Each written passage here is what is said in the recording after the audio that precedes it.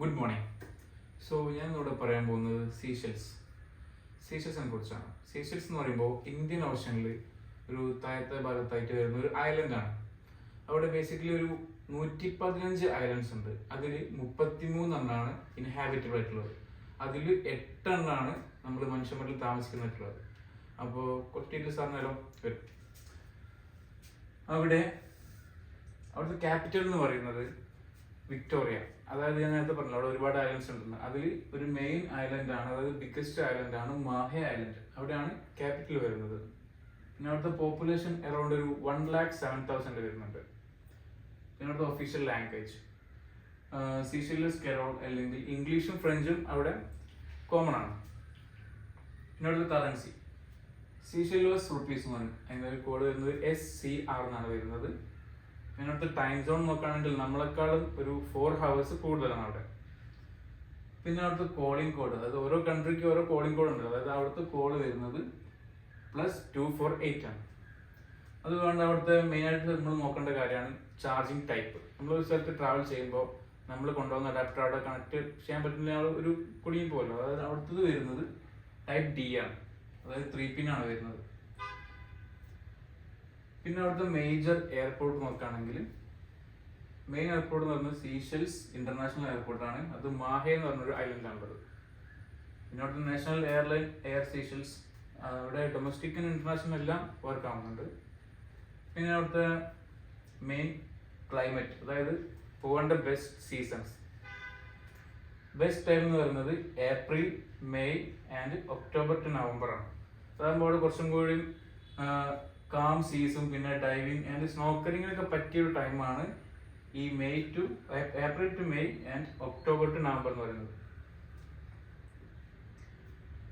പിന്നെ അവിടുത്തെ main cuisine ഉണ്ട്. നമ്മളവിടെ ഓരോ സ്ഥലത്ത് പോയാലും ഓരോ ഡിഫറെന്റ് കൾച്ചർ ഫുഡ് നമുക്ക് കഴിക്കാൻ പറ്റും. ഇപ്പൊ ഇവിടെ പോയിട്ടുണ്ടെങ്കിൽ ഇവിടുത്തെ മെയിൻ ഫുഡ് എന്ന് പറയുന്നത്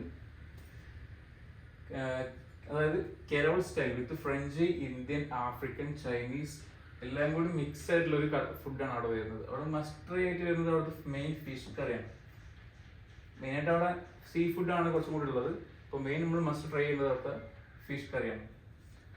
അതുപോലെ തന്നെ അവിടുത്തെ കൾച്ചറൽ ഈ ക്രിസ്ത്യനുണ്ട്, പലതരം കൾച്ചേഴ്സ് അവിടെ ഉണ്ട്. പിന്നെ അവിടുത്തെ ഫ്ലൈറ്റ് റൂട്ട്സ് നോക്കുകയാണെങ്കിൽ നമ്മൾ യൂറോപ്പിൽ നിന്നുണ്ട്, മിഡിൽ ഈസ്റ്റിൽ നിന്നുണ്ട്, ഏഷ്യയിൽ നിന്നുണ്ട്. അങ്ങനെ ഒരുവിധം എല്ലാ സ്ഥലത്തു നിന്നും ഫ്ലൈറ്റ്സ് അങ്ങോട്ട് അവൈലബിൾ ആണ്. പിന്നെ അവിടുത്തെ ടോപ്പ് ഐലൻഡ്സ്, അതായത് ടോപ്പ് ഐലൻഡ്സ് ബെസ്റ്റ് ഡെസ്റ്റിനേഷൻസ് ആണ് പറയാൻ പോകുന്നത്. മെയിനായിട്ട് വരുന്നത് മാഹെ ഐലൻഡ് ആണ്. അവിടെയാണ് ക്യാപിറ്റൽ സിറ്റി എല്ലാം ഉള്ളത്. പിന്നെ പ്രസ്ലിൻ, അതുപോലെ തന്നെ ലാഡിഗ.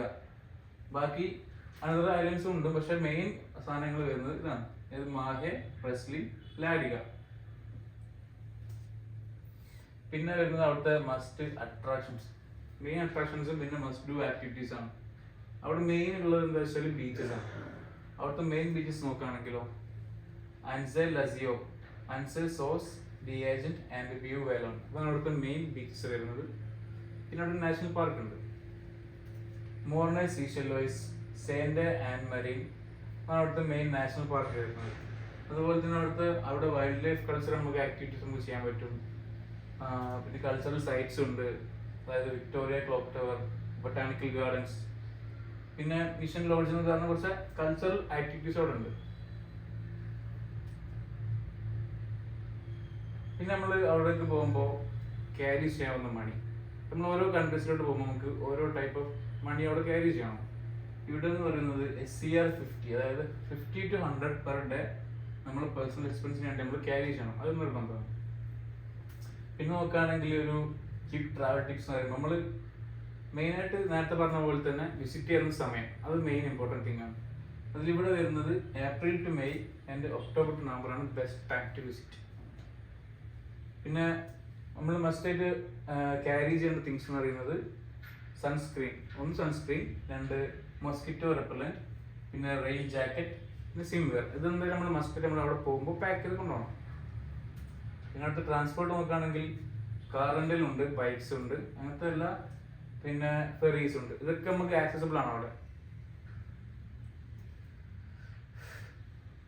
പിന്നെ അവിടുത്തെ ഫ്ലൈറ്റ് റൂട്ട്സ്, ഇപ്പം നമ്മൾ ഇവിടുന്ന് കൊച്ചിയിൽ നിന്നാണ് നമ്മൾ പോകാൻ ഉദ്ദേശിക്കുന്നുണ്ടെങ്കിൽ കൊച്ചി ടു ബോംബെ അല്ലെങ്കിൽ ബാംഗ്ലൂർ ടു സീഷെൽസ്.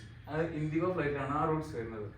അല്ലാണ്ട് പിന്നെ ശ്രീലങ്കൻ എയർലൈൻസ് ആണെങ്കിൽ നമുക്ക് കൊച്ചി വഴി കോയമ്പത്തൂർ ടു സീഷെൽസിലോട്ട് പോകാം.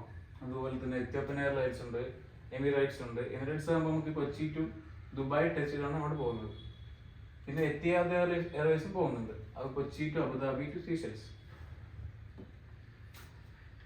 സോ ഇതൊക്കെയാണ് സീഷെൽസിനെ കുറിച്ച് എനിക്ക് പറയാനുള്ളത്. സോ ഇതുപോലത്തെ ഇൻഫർമേഷന് വേണ്ടി please subscribe our channel and follow വിസ്ബർട്ട് പോളിറ്റിക്സ്.